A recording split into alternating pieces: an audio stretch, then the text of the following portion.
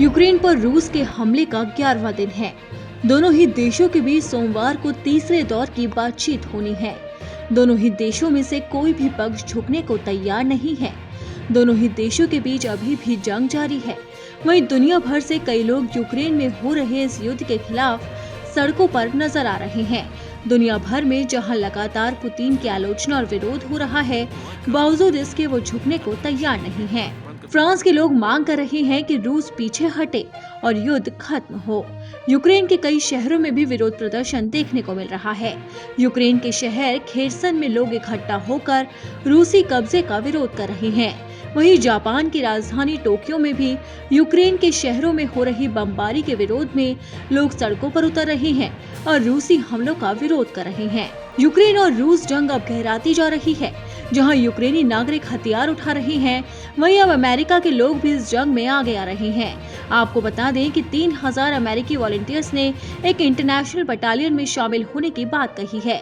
दरअसल वाशिंगटन में यूक्रेनी दूतावास के एक प्रतिनिधि ने बताया है कि इन वॉलंटियर्स ने यूक्रेन की ओर से मांगी गई मदद के जवाब के तौर पर कहा है कि वो अब यूक्रेन की जंग में साथ देंगे। वहीं यूक्रेन पर हमला करने के बाद अब रूस पर पाबंदियों का दौर भी बढ़ता जा रहा है। आलम यह है कि अजरबैजान के बाद अब अडोबी ने रूस में अपनी सेवाओं की बिक्री बंद कर दी है। वहीं पूमा कंपनी ने भी रूस को शिपमेंट बंद करने और अपने स्टोर्स को सस्पेंड करने की घोषणा कर दी है।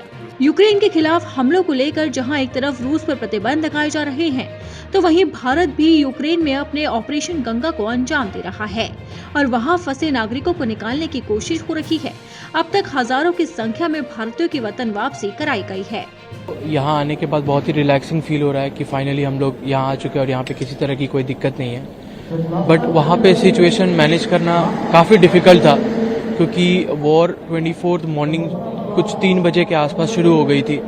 तो उसके बाद लगभग सिटी में तो कुछ था नहीं, सिटी बहुत ही क्लोज थी। फिर वहाँ पे अचानक से सब कुछ मैनेज करना और आफ्टर 1 और 2 डे जब सिटी के अंदर शेलिंग वगैरह होने लगी, फिर तो बहुत ही डिफिकल्ट था हमें मैनेज करना।